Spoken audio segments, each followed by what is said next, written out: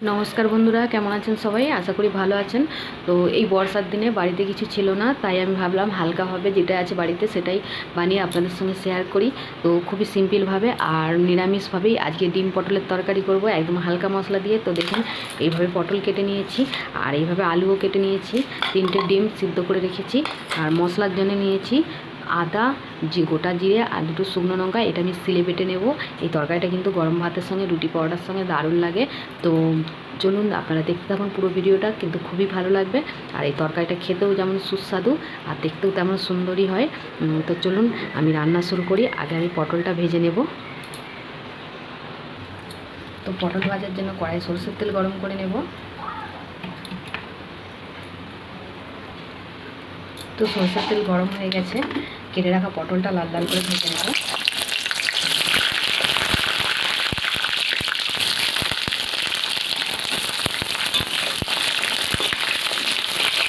তো দেখুন বন্ধুরা, আমার পটলগুলো বেশ লাল লাল করে ভাজা হয়ে গেছে। তো এখানে এগুলোকে তুলে নেব।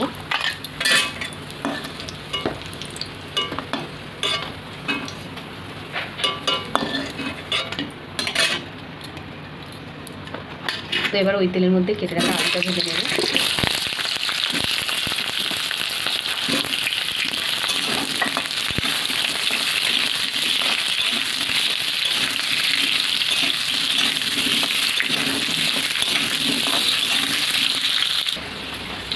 তো আলুটাও আমার লাল লাল একদম ভাজা হয়ে গেছে, তুলে নেব।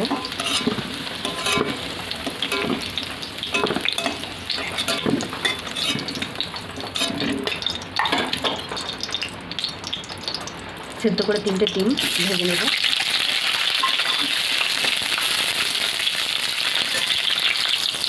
তো ডিমগুলো আমি ভেজে নিচ্ছি, তুলে নেব। কড়ার মধ্যে আবার সরষের তেল গরম করে দেবো মশলা কষানোর জন্য।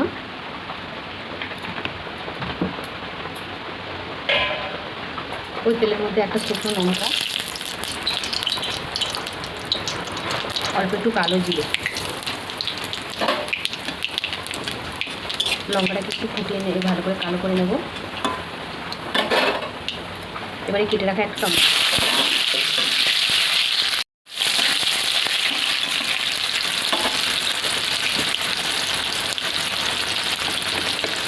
স্বাদ মতো লবণটা দিয়ে দেবো, টমেটোটা গলে যাবে।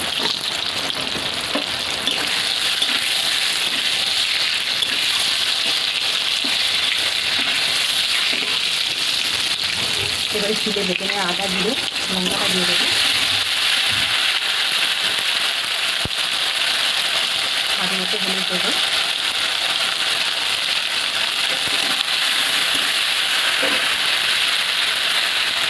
অল্প জল দিয়ে কষে নেব। দেখুন বাটা মশলার কালারটা কত সুন্দর হয়েছে, কিন্তু আমি কোনো গুঁড়ো মশলা কিন্তু ব্যবহার করিনি, একদমই সিলে বাটা মশলা। এটা খুবই সিম্পল মশলা।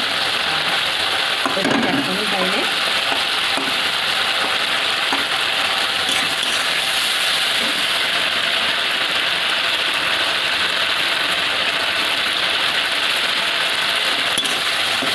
তো এই আলুর সাথে বেশি কষানোর দরকার নেই, বেশি মশলা কেটে হয়ে যাবে। তো এখন মশলাটা কষানো হয়ে গেছে, তো ভেজে রাখা পটলটা দিয়ে কষতে নেব। ভালো করে কষিয়ে নেব।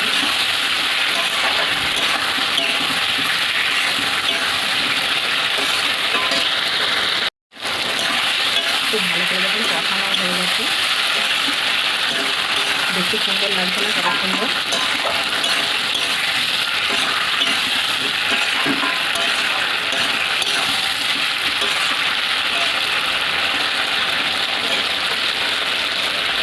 এবার পরিমাণ মতো জল দিয়ে সেদ্ধ করে নেব।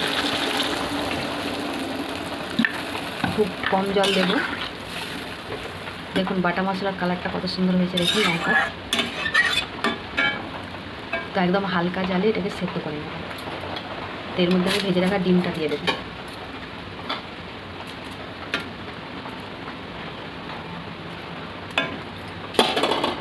তো হালকা জালে ঢেকে দেবো, 5 মিনিটের মতো হালকা জালে সেদ্ধ করলেই হয়ে যাবে।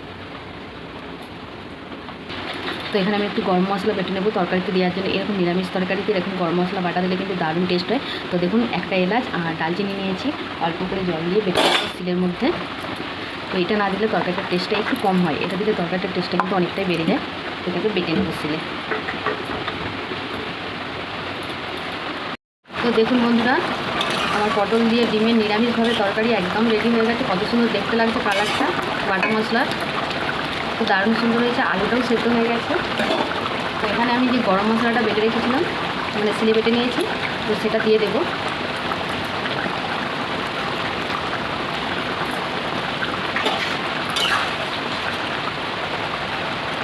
তো আলুটা একদমই সেদ্ধ হয়ে গেছে, এবার আমি এটাকে নামিয়ে দেবো।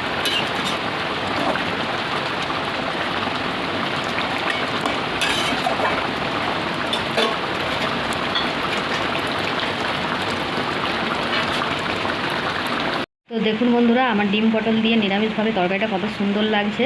বাটা মশলায় খুব রিচ নয় আর খুব হেভি মশলাতেও করিনি, একদম সিম্পল সাদামাটা মশলাই করেছি। এটা বাচ্চারাও খেতে পারবে, ঝালও হয়নি খুব সুন্দরভাবে। আমার ছেলে ঝাল একদম পছন্দ করে না, তো ওই জন্য ঝাল একদমই আমি রান্না করি না। তো এইভাবে অবশ্যই করে একবার বানাবেন। আর ভিডিওটা যদি ভালো লাগে অবশ্যই চ্যানেলটাকে লাইক কমেন্ট শেয়ার সাবস্ক্রাইব করে দেবেন। ভালো থাকবেন, সুস্থ থাকবেন, সাবধানে থাকবেন। তো দেখা হচ্ছে পরে একটা নতুন ভিডিও।